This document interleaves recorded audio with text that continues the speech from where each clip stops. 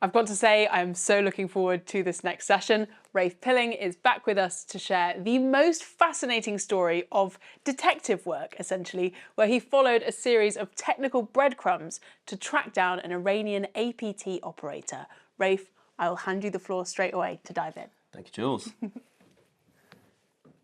So we are going to embark on the winding road to attribution.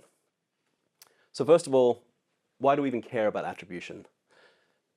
There are a number of different types of attribution that commercial entities and state entities can undertake. And from our perspective, we're a commercial entity and we primarily focus on the technical attribution. That's where we're looking. We see the cyber observables, the actions that threat actors take on customer networks, and that is the main focus. From a state perspective, though, they also have political attribution where they do focus on attributing attacks to particular states. So from a SecureWorks perspective, we maintain a set of threat groups with a particular standardized naming scheme, and we make them available on our website for anyone to look at. And we also cross-reference with other vendor names as well so that you can make sense of the sort of name soup that is out there. Attribution has a number of values. So from a state perspective, for example, it enhances accountability and deterrence. Calling out perhaps bad behavior or violations of international norms is one way of being able to shape policy and provide a bit of diplomatic leverage. From our perspective, it's about enhancing awareness with our customers and being able to enhance defensive strategies and short-circuit some of our incident response activities when we are responding to one of these incidents. We have a common set of a common understanding about what we're looking for from a threat actor in terms of the tooling, the infrastructure, who they generally target, and where we think they're coming from or who they're acting on behalf of. And that informs the intent, which again informs the risk from that particular group. There are a number of risks associated with attribution. So it is a complex topic. You are operating with imperfect information. There is a degree of uncertainty, and there's always the risk that a threat actor will go out of their way to make themselves look like something else, to conduct a false flag operation. And there have been a number of those in the history of cyber attribution, some of which have been fallen for by a number of entities until they were later sort of corrected. There is a risk of escalation by calling out particular individuals, particularly when they've been working for government entities or military units. And there is potentially the impact on intelligence gathering, so perhaps burning sources or methods that have been used to conduct that attribution. There is also potential for misuse, various perhaps political misuse or misuse and misinformation or disinformation campaigns, and there is also a cost associated with it, and it becomes you have sort of diminishing returns over time, the more effort you try to put into attributing who or what is behind a campaign. So from our perspective, generally speaking, we're interested in technical attribution so we can understand a threat group's activities and we can recognize them in the future. However, sometimes you do get the opportunity to go further. So we're going to wind the clock back to 2016. We were investigating a number of APT attacks linked to an Iranian threat group against organizations in the Middle East. These involved malicious documents being sent to targets in a spear phishing campaign, and in the end result delivering malware known as Puppy Rat. And Puppy Rat was or is an open source cross-platform piece of malware that enabled the threat actor to gain a foothold within the network and conduct follow-on activities. And at the time, and in fact today, it's popular with multiple different threat groups, including a number of Iranian threat groups. Here we have a typical spear phishing document and one that was used in this particular campaign back in 2016. So there are a number of interesting technical artifacts at the time that we can use to cluster these kind of artifacts. When we're attempting to do attribution, we're trying to work back perhaps to a threat group and maybe ultimately to an organization or an individual. So we can look at things like metadata from the document and also some of the perhaps some of the OPSEC mistakes included in these documents. So here we see a +96 mobile number in this document template, and that just happens to be the country code for Iran. So these are kind of technical clues that we rely on when we are clustering and attempting to attribute campaigns or particular attacks to particular threat groups. So one of the tools that's available in our arsenal from a threat intelligence perspective is known as sinkholing. And sinkholing is where you identify a domain that's been used by a threat actor, an APT group, and that is no longer controlled and operated by them. And you can purchase that domain and point it to a system that you own and see what requests are coming in. So in this case, it happened that in 2018 we were able to sinkhole a domain that was linked to the earlier puppy rat campaign from 2016. So analytics-google.org was the domain we sinkholed, and straight away we could see traffic coming in from a range of different sources. Now some of these we expected, researcher or security solution type detections, but there was an interesting line in there for requests that were coming in from a Saudi Arabian telecoms company.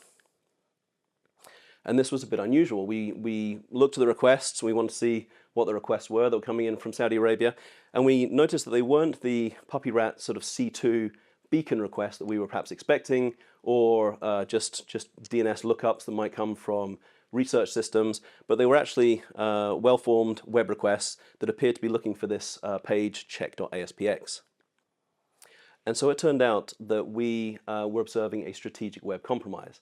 So this is a type of attack where a threat actor compromises a website, a third party's website, and injects malicious code into that site. And that code is then rendered when any visitor loads that page, and will usually do something like send a request out to a third domain. In our case, it was the domain that we had sinkholed. So we identified 4 companies which were sending requests, or 4 websites which were sending requests to our sinkhole, and it's likely that these were just 4 of a larger set, as one of the parameters that was included was a site ID, and in this case we could see 22, 24, 28, and 30, suggesting that there were likely others that had been compromised in this campaign that were perhaps going to other sinkholes, or perhaps had been cleaned up at this point. So in terms of the distribution of that traffic, the majority of traffic was coming in from worldwide logistics systems, and the next largest chunk was coming from North Star, a sort of a power solutions company. The thing with strategic web compromises, or SWCs, is they are indiscriminate. So anyone who visits that site for any reason, if they visit the page that's been compromised, the action will happen automatically, and a request will be sent out to that third site where that traffic's been directed to. So there's not a lot you can take from this, aside from the fact that they were clearly interested in the sort of types of visitors that would go to these websites. And that's really what an SWC covers, is a particular community of interest. So we went and had a look at one of these websites to see what this compromise looked like, what the injected code looked like. And we found this code that you see here at the top of the screen. It's in this case, it's obfuscated with a packer known as the Dean Edwards packer, but you can easily decode that, and it presents in something slightly more readable, shown at the bottom there. And here you can see a request or a URL which matches the domain that we'd sinkholed and the page that we were seeing requested in our sinkhole logs. So we delved further into this code. We wanted to see what it did, and at the end of the day, it didn't do a huge amount apart from trigger these requests to the sinkhole.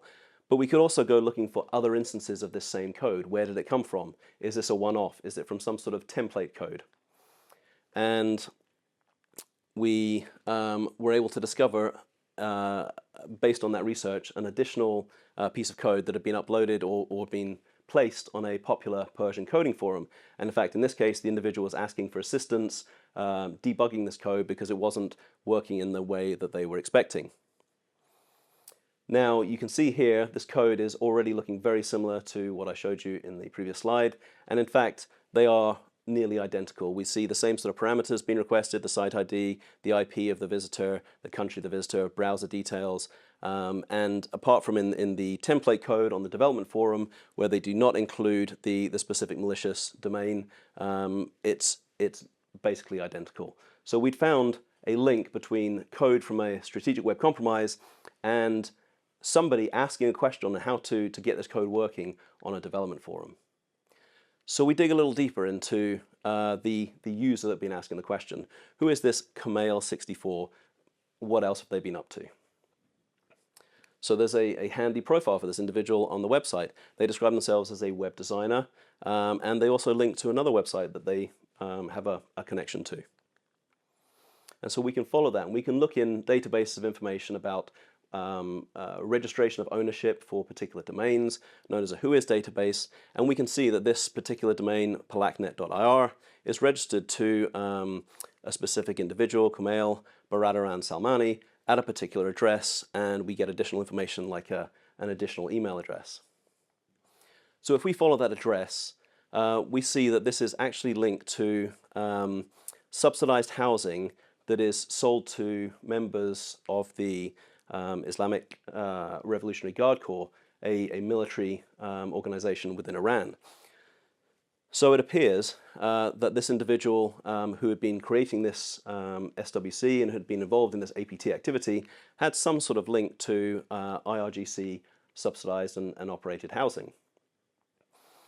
And if we followed the email address that was included in that domain registration, we see earlier activity of a similar sort of nature. So in 2009, someone by the same name, Kumail Salmani, had registered this vjihad.ir website with that same address we saw on the previous slide, and that had been associated with the Palaknet address as well. And this is essentially a sort of a news blog describing narratives that this individual is interested in trying to promote. So now we're back in sort of 2009. We have someone who is sort of talking about virtual jihad and has some sort of links to IRGC housing. We also find that someone using the handle Kumail64 made edits to the Persian language version of Wikipedia in 2009. And they're making edits related to something called the Center for the Study of Organized Crime, or the Cybercrime Investigation Center, which is linked to the IRGC's Cyber Defense Command. And this is a unit that we will circle back to and we will see more of later. But this individual is describing this unit as conducting technical intelligence operations, and that they are targeting anti-religious or anti-security, anti-culture, anti-public chastity networks operating on the internet in Persian, which is interesting. Going back a little further, we see the same set of identifiers being linked to this particular blog. And in this case, this individual was hacking or defacing or injecting their own commentary into websites that they felt were against the Iranian regime or insufficiently as Islamic, to the extent that at some point the service providers that were hosting these blogs complained, and an agreement was reached that Kumail64 would provide a list of the offending blogs and they would take them down. Also, we can see that the avatar image used by this individual back then matches the one that we later see on the Persian coding forum. So you have all these little details, avatar images, the aliases being used, real personal information that is entered into whether it's blogging profiles or website registration databases that can be built up over time. You see the same things reappearing, and those data points can be used to pivot from one set to another and build up a reasonably compelling picture of what's going on. So one of the things the other things we uncovered during this time was that this individual appeared to have links to the Basij paramilitary force. And according to this BBC Persian report, at the time, the majority of units were responsible, had the responsibilities for soft war. So they were engaging in a sort of an influence operation or form of cyber war at the time. And we're talking sort of that 2006, 2007 timeframe right now, when lots of these volunteers, and the Basij itself is a paramilitary force that is associated with the IRGC, more so now than it was back at the time. But they are sort of perhaps a feeder into the IRGC themselves. So you see this individual back in 2006, 2007 is hacking, perhaps sort of out of a patriotic and ideological drive, gets involved with aspects of the military, and perhaps works their way up to a more significant operator within the IRGC and units focused in the IRGC that are looking at cyber attacks. Now we fast forward to April 23rd, 2024, where the US Department of Justice indicts an individual, Kamal Baradaran Salmani, and the Department of Treasury sanctions this same individual. And the reason for the indictment is listed here as being associated with multiple companies operating on behalf of the IRGC CEC, or Cyber Electronic Command, which happens to be the modern-day name for the IRGC's Cyber Defense and Electronic Warfare organization, or the Cyber Defense Command, as it was back in 2009, when Kamal was writing about it on that Farsi language blog. So this is an image provided by, as part of the indictment package and the sanction package, linking Kamal to a couple of different front companies, one of which, certainly MRA, has been associated with other Iranian APT activity in the past, and both of them rolling up to perhaps being sponsored by or working in conjunction with the Islamic Revolutionary Guard Corps' Cyber Electronic Command, also known as the Electronic Warfare and Cyber Defense Command, or just the Cyber Defense Command back in the day.